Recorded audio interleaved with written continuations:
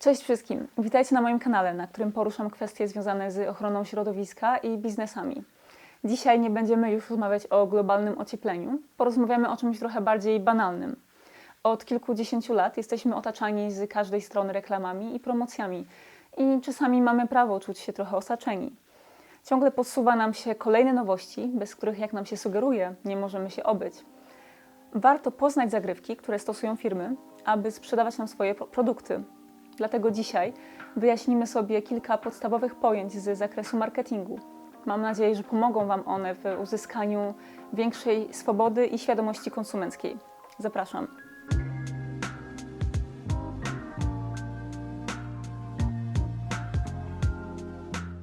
Gdybyście mieli zastanowić się, na czym polega marketing, to którą z następujących opcji byście wybrali? Opcja pierwsza. Marka tworzy produkty, a później opracowuje strategię sprzedawania ich, chociażby przez tworzenie potrzeb w duchach konsumentów. Opcja druga.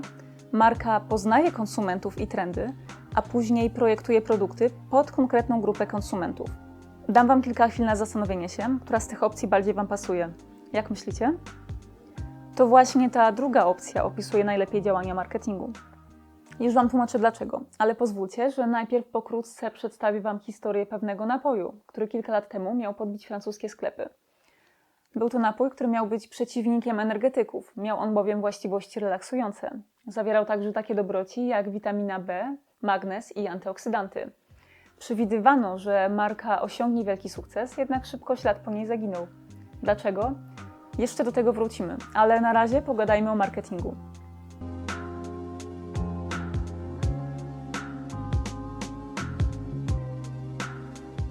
Segmentacja rynku to proces, który ma na celu wybranie konkretnej grupy konsumentów, do której marka czy produkt mają pasować. Skoro już rozmawiamy o napojach, to wyobraźmy sobie, że chcemy wypuścić markę napojów owocowych. Do kogo będziemy ją adresować? Tutaj możemy posłużyć się następującymi kryteriami. Czynniki demograficzne, czyli wiek, płeć, wielkość rodziny czy gospodarstwa oraz narodowość.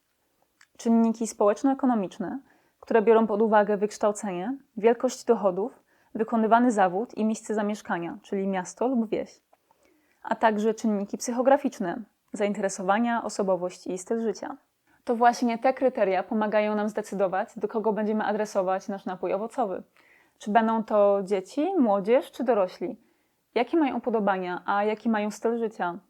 Pamiętajmy, że do żadnego produktu nigdy nie użyjemy wszystkich kryteriów. Zwykle wybierane są tylko 2 lub 3 kryteria, które pomagają wyłaniać grupę konsumentów, do której będziemy się adresować.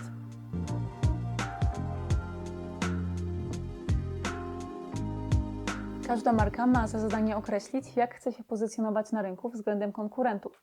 Tutaj chodzi po prostu o to, jak marka chce być postrzegana przez konsumentów, bo wbrew pozorom marki mają wpływ na to, jak je postrzegamy, a przynajmniej do pewnego stopnia. Pozycjonowanie polega na wybraniu sobie 2 dowolnych cech, które możemy przypisać naszej marce lub naszemu produktowi. Tworzymy sobie 2 przecinające się osie i na końcu każdej z nich dajemy jakąś cechę. Na przykład dla naszego napoju owocowego może to być chociażby smak, naturalny i słodki, a także wizerunek, poważny lub zabawny. Określenie, na którym miejscu na wykresie znajduje się nasza marka, a także marki konkurentów, pomagają określić pozostałe strategie marketingowe. Tutaj też często marki stosują tak zwany greenwashing, który polega po prostu na kreowaniu wizerunku marki na bardziej bliską naturze, a przez to mniej szkodliwą lub nawet korzystną dla środowiska. Ta technika jest wykorzystywana szczególnie często ostatnio, kiedy pojawili się konsumenci wymagający bardziej proekologicznych produktów. Niestety często kończy się na samym wizerunku, na niczym więcej. Tak właśnie zrobiła Coca-Cola, która jeszcze niedawno dostała po raz 3 z rzędu niechlubne miano firmy najbardziej zanieczyszczającej na świecie. Jednak wypuszczając swoją linię Coca-Cola Life, marka adresowała się do konsumentów właśnie wymagających i szukających bardziej proekologicznych produktów. Warto zwrócić uwagę także na to, że ta marka próbowała upiec 2 pieczenie na jednym ogniu, bo adresowała się tą linią także do ludzi dbających o zdrowie. Mamy więc zieloną etykietę na szklanej butelce, umieszczonej w trawie albo w drewnianej skrzynce, a w środku napój słodzony stewią. Szkoda tylko, że ta marka dalej nie zastosowała żadnych konkretnych działań mających na celu zredukowanie ilości plastiku, który ląduje na plażach i w oceanach.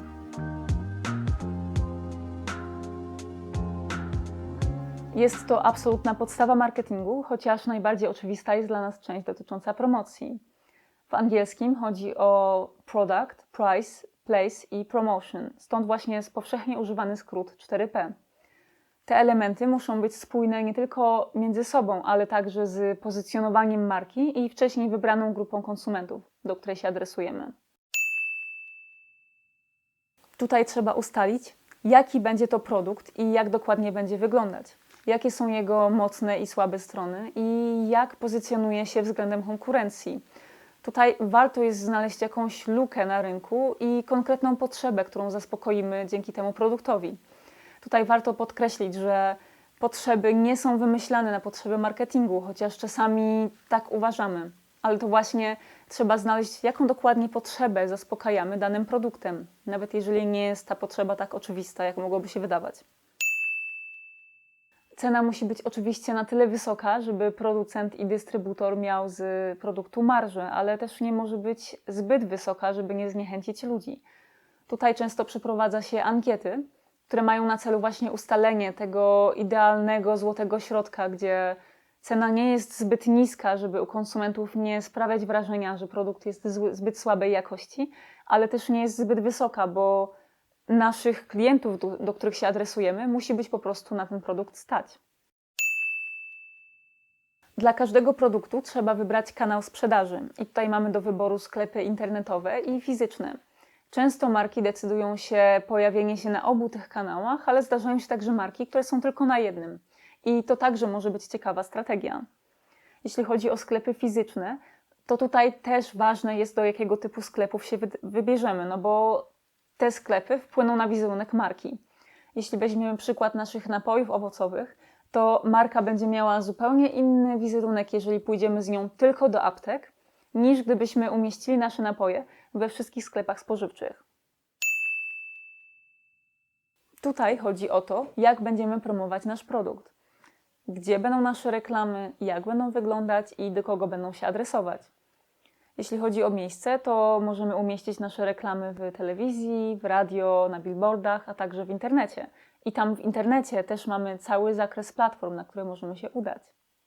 Reklamy, które widzimy na co dzień, są także spójne z tym, jak marka chce się pozycjonować na rynku. Podczas tworzenia reklam bardzo ważne jest całe mnóstwo elementów, takich jak kolorystyka, muzyka, otoczenie, kontekst czy opowiedziana historia. Nawet sławne osoby, które reklamują poszczególne produkty, mają znaczenie dla wizerunku marki. Wyobraźmy sobie, że nasz napój owocowy jest reklamowany przez jakiegoś sławnego sportowca. Nie będzie on wtedy budził tych samych skojarzeń, jakie budziłby, gdyby był reklamowany przez nastoletniego aktora lub aktorkę. Wróćmy teraz do naszych francuskich napojów relaksujących. Miały to być napoje kojarzone z relaksem i właściwościami prozdrowotnymi, chociaż tak naprawdę marka adresowała się do młodzieży. Opakowanie było przezroczystą plastikową butelką, a jej zawartość była fioletowa. Jednak w produkcie promowano jego naturalny smak, pochodzący tylko z owoców i być może ten smak po prostu nie odpowiadał młodzieży. Tutaj właśnie to się ze sobą nie zgadzało. Promowanie prozdrowotnych właściwości napoju i fioletowy kolor opakowania. W ten sposób napój nie wzbudził większego zainteresowania ani młodych ludzi, bo prawdopodobnie im po prostu nie smakował, ani ludzi dbających o zdrowie, bo ktoś, kto dba o zdrowie, nigdy nie kupi butelki z fioletowym napojem w środku. Ostatnią rzeczą, jaką warto wynieść z dzisiejszego filmu, to to, że w marketingu dopasowujemy się do gustów konsumentów. W marketingu nie sprzedajemy bowiem tego, co produkujemy, tylko produkujemy to, co akurat jesteśmy w stanie sprzedać. Techniki, które Wam dzisiaj opisałam, są bardzo podstawowe i stanowią tak naprawdę małą cząstkę tego, czym jest marketing, ale mam nadzieję, że pomogą Wam chociaż trochę zbudować Waszą świadomość konsumencką. Zastanówcie się, jakimi jesteście konsumentami i jakie skojarzenia budzą w Was Wasze ulubione marki. Czy widzicie jakąś korelację pomiędzy jednym a drugim? Mam nadzieję, że ten materiał Was zainteresował. Wielkie dzięki za obejrzenie go. Widzimy się już za tydzień. Cześć!